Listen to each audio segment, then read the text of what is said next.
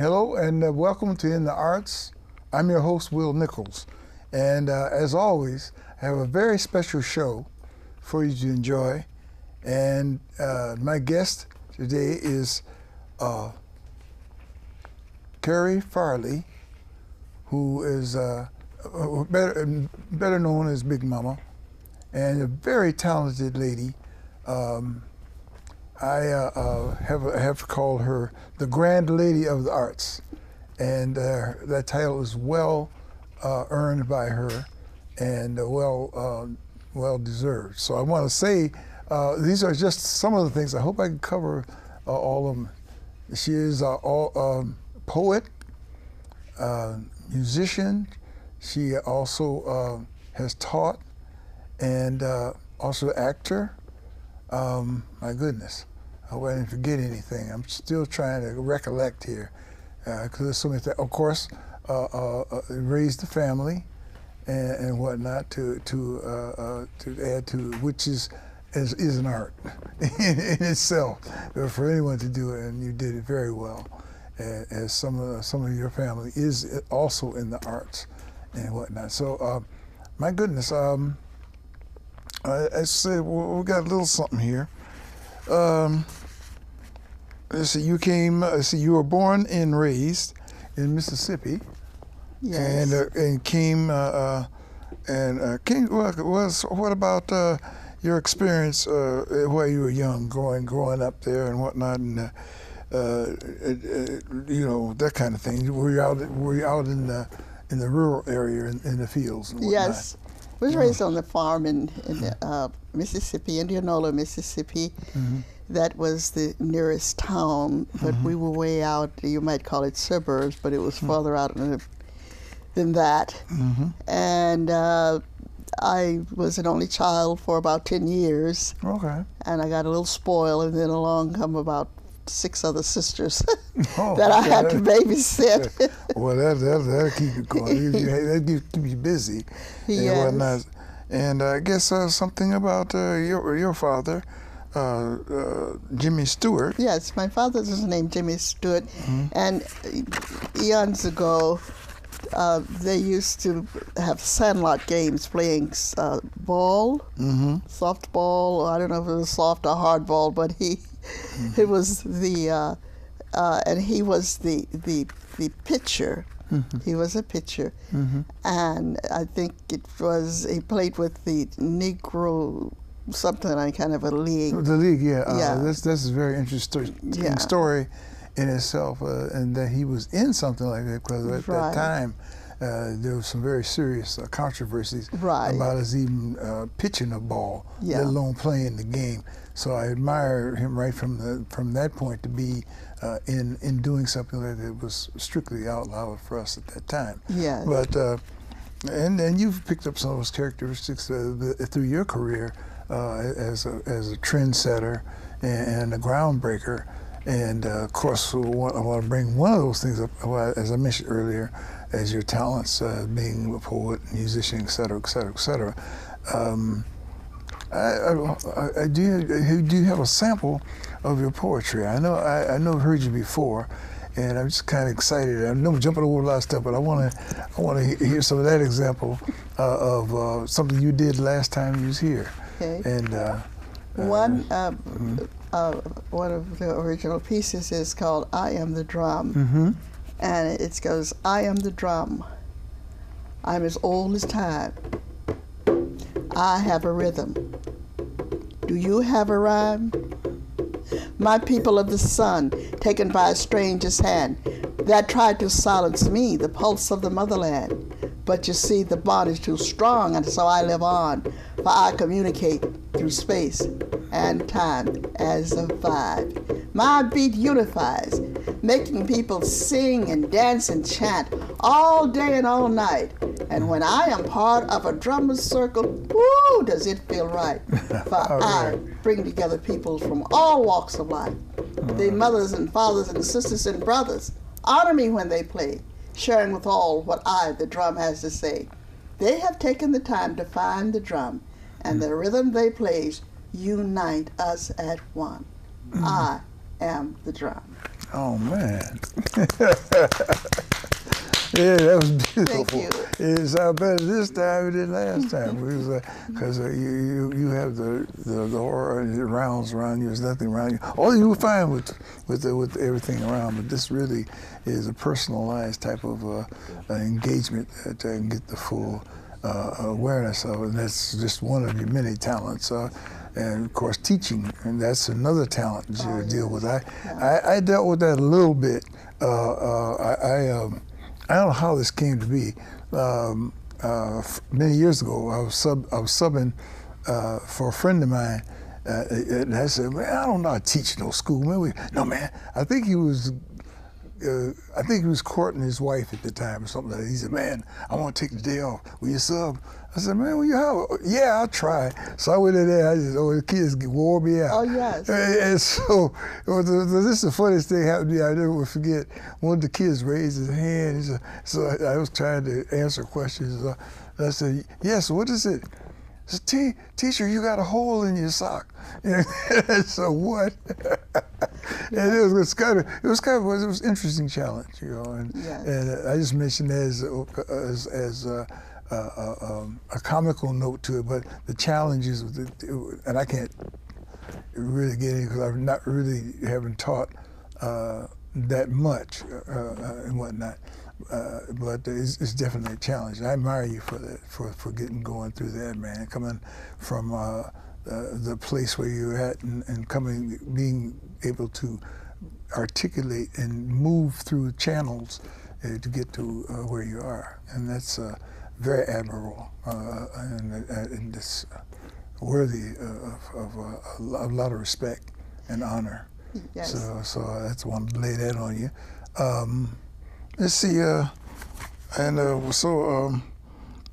let's see, when you, well, that speaks about how your life changed when you got married, and just how did that go to A.L. Farley?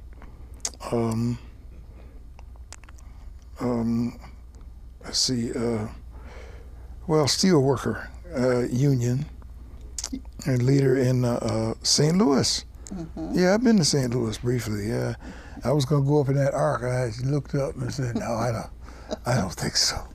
I chickened out. But anyways, it says he also founded his own church. Yes. Oh yeah, okay, very interesting.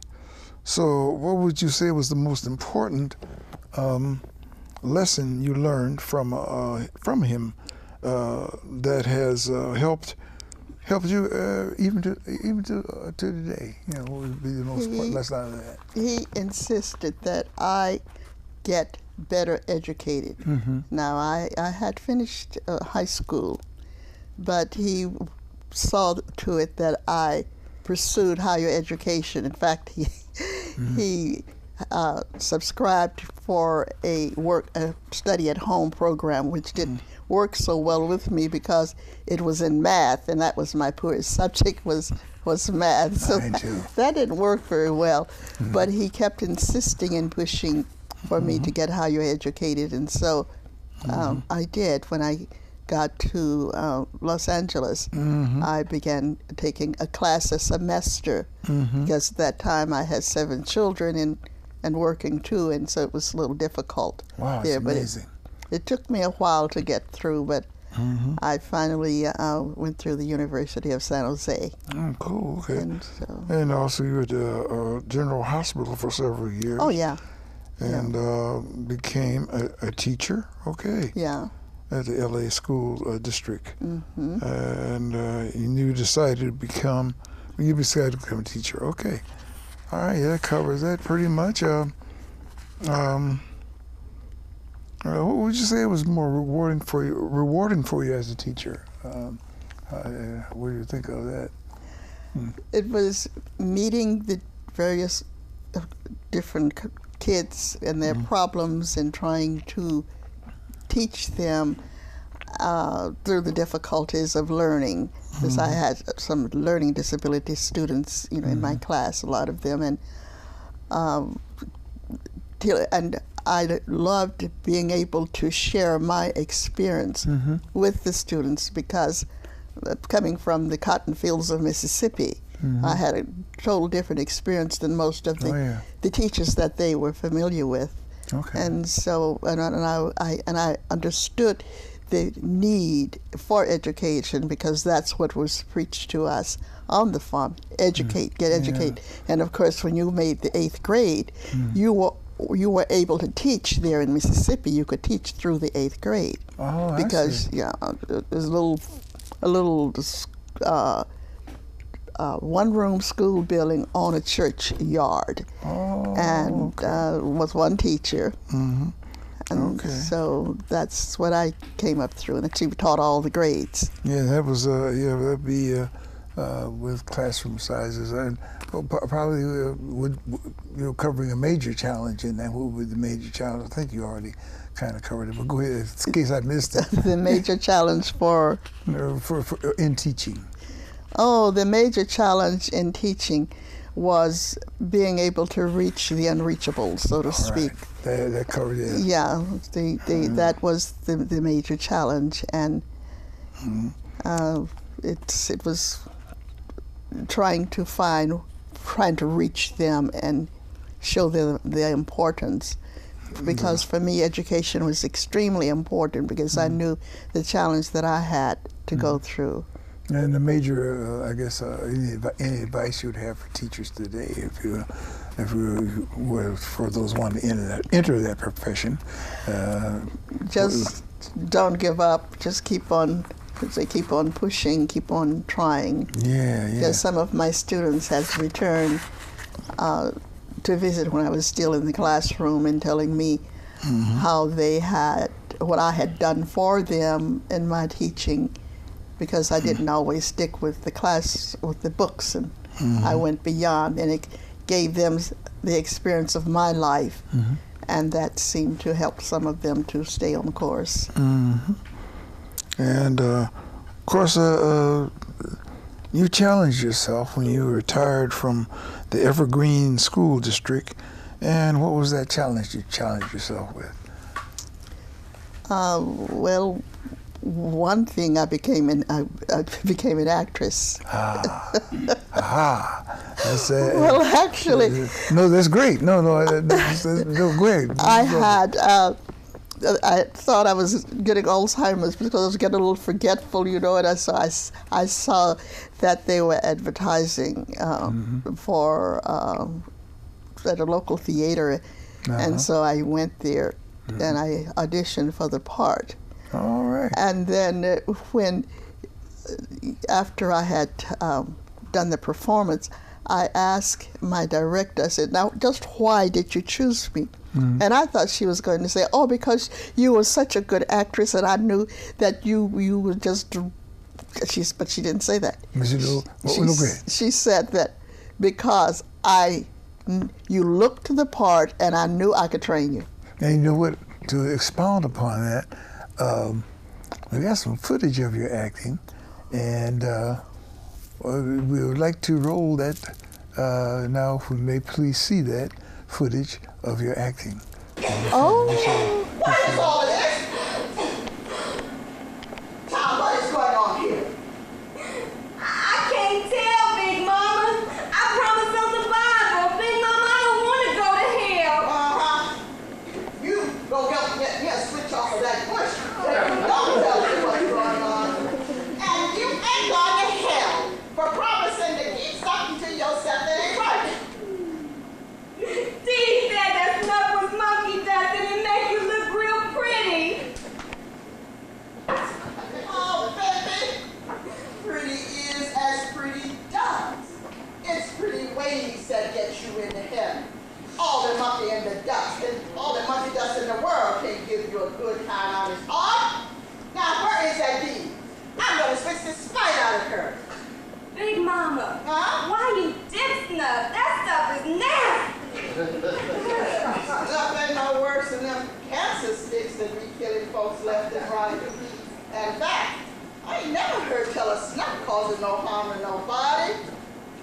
Oh, except that one time I recollect when Corrine come as close $1, get us all killed on account of some snub. What happened? What happened, Big Mama? Oh, I can't hold on, I'm getting there. You see, a story ain't something you just read off like ingredients on a soap opera. A story is like a map. If you follow the lines, they'll take you somewhere. Now, there is a way to do anything. And with the story, it takes your time. And if you want to hear, you've got to listen. I'm sorry. I'm listening, Big Mama. All right now, getting back to the story. Baby, it was a time when the only place colored folks could sit on the bus was in the back. But the number 99 was known as the maid's bus. It arrived downtown every weekday morning at 6 a.m. to pick up the colored domestic workers bound for the rich white suburbs 90 minutes away. Now on this day, not only was the weather hot, but colored folks were stirred up over the lynchings and the killings of colored peoples all over the South. A colored woman had just been found dead. She had... That was very enlightening and very interesting. But still, that's just one of your many, many talents, and we wanted to cover that, and I enjoyed that as well. Yeah, I guess what are some of the influences, even as well as that one, to bring you into acting, and you do it so well? Well, I have a daughter in Los Angeles, and she was doing theater, and she inspired me to do that. Cool. Yeah. Oh, yeah. And so I got the acting bug, and so I've done quite a few other things since then. And speaking of your acting, because you have to use your voice, it has been calling my attention. You got your voice out in space. Oh. Yeah, I got to mention that. A little bird told me. Yes, it was some years ago. Yeah, that's interesting. Yeah. Because there ain't a whole lot of people I ever talked to who got the voice out in space. So that was through NASA. NASA. Yeah, NASA was looking for someone to send a message out. I can't remember what the message was. I wish to this day that I could remember it. But Well, if you get email from the aliens, you know that you connected. See, so it's cool. Hope they got good things to say, and they might want to meet you. I told my daughter if I come up mysteriously missing, it's because I have been abducted by a spaceman who fell in love with my voice and who pushed me away. Oh, wow. Okay, yeah. That's quite a romantic story. Yeah. That may be something to write about it sometime. Sure enough, yeah. I mean, more stranger things have been written about and seem to catch on. You know, never knows where the public's eye is. So, anyways, I'm gonna shoot some more stuff at you. Let's see. Let's see what we got here. And I know you're still working with Tobiah. Yes. With Vera, and also remember you Akuma Arts. Yeah, it's Akuma.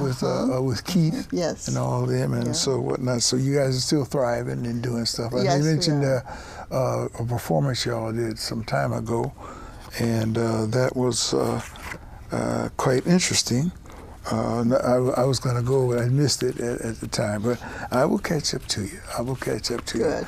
And certainly you're a very talented lady through the years and whatnot. So, wow, what can I say? I just admire you. And the other talents, you've done some writing, I think, or something. Or have you, I don't know, maybe I know that with the poet, poets, that's writing, of course. Yeah. And I know of your acting abilities and whatnot, and teaching, and those are all very, very admirable facets of your life. That all three are challenging, of course. And you know, anything you do. And I work as a musician and piano player, and that's even challenging because I tell people, and I'm not generally thought of as a shy person, but sometimes I get stage fright. But once I sit down and start, and this is true probably with actors. Yeah. Once you get going, then you alleviate that whatever it was Right. was confronting you before you got into actual action. Yeah. And started to function, and then you lose what was holding you back for a minute. So it's probably like a little. Can be interpreted as a little freeze zone or a little freeze up. So it thaw out. Yes, that is true, because just recently I was on stage, and I remember just being really anxious as many times I've been on the stage, but this time still I thought it would be more calmer because I was doing things that I normally do, but I think excitement is good, because then it gets the energy going in you, and it expands to the audience too. You get the adrenaline going. Yes. Yeah, man, that's much related like to being an athlete of the arts, and being an athletic artist. Yeah. But you're getting active and you're doing stuff through your mind and whatnot. So, well, you certainly have done all that and admiring the over the years and whatnot. And my goodness, what can I say? Because it's just your accolades go on and on and on and on and on. And Well, I'm interested in getting into writing. I do want to write my story, as I said. You certainly have a rich story to write about. I'd be the first one reading your first book. I thought about doing a book too, but I don't know how to quite coagulate that. There's a way to start and a way to kind of finish, and you need time and space to do that. But well, again, admire you over the years, and my goodness, one more thing. Okay. Here's a little something for you. Be careful of the back. I got to put the glass in. Oh. That's to award you for your fine service and your contribution to the arts. And that's for you. And you certainly well-deserved Grand Lady of the Arts. It's my pleasure to present you with that award. Well, thank you. For over the years of your service and integrity and dedication to all the facets of your talents. And that's the least that we can do, and that's from my show and Channel 15, and all of us here, to let you have that and whatnot.